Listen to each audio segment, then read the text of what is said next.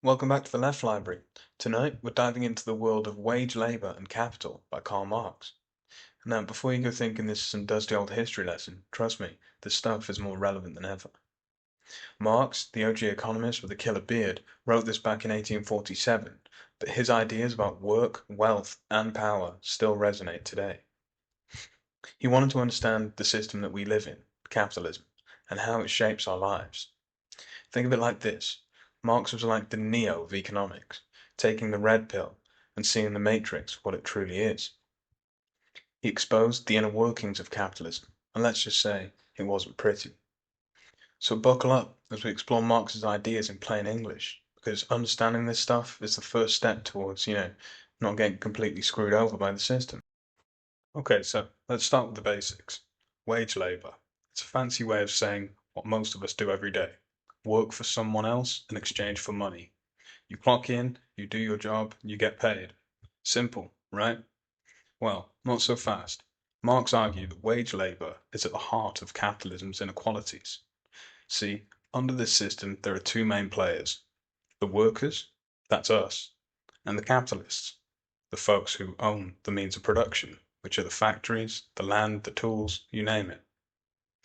We, the workers, don't own the stuff we need to make things, so we have to sell our labor power, to our ability to work, to the capitalists to survive. And here's a kicker. We don't get paid for the full value of what we produce. Now this is where things start to get interesting. And by interesting, I mean potentially rage-inducing. Marx argued that there's an inherent conflict between wage labour and capital. Think of it like a seesaw. When one side goes up, the other goes down. The capitalists, driven by the insatiable thirst for profit, want us to pay as little as possible for our labour. Why? Because the less that they pay us, the more money that they get to keep. It's basic math. Even a toddler understands playing with blocks. But here's the thing. We the workers want to be paid a fair wage for our hard work. We're the ones sweating it out on the factory floor. After all this fundamental tension, the clash of interests is what Marx believed would eventually lead to capitalism's downfall. Now, let's talk about value. No, not your self-worth, but the economic kind. Marx argued that labour is a source of all value. Think about it. A lump of clay sitting in the ground is pretty useless on its own. But when a skilled potter moulds that clay into a beautiful vase, it suddenly gains value. Where did that value come from? You guessed it, it's from the potter's labour. The same goes for everything around us. Our phones, our clothes, the chairs we're sitting on, they all started as raw materials that were transformed into something useful and valuable through human labour. So, if labour creates all value, why are the workers the ones struggling to make ends meet? This, my friends, is where exploitation comes in. Marx argued that capitalists extract profit by paying workers less than the value that they create. Let's say you work in a trainer factory and make 10 pairs of trainers every day.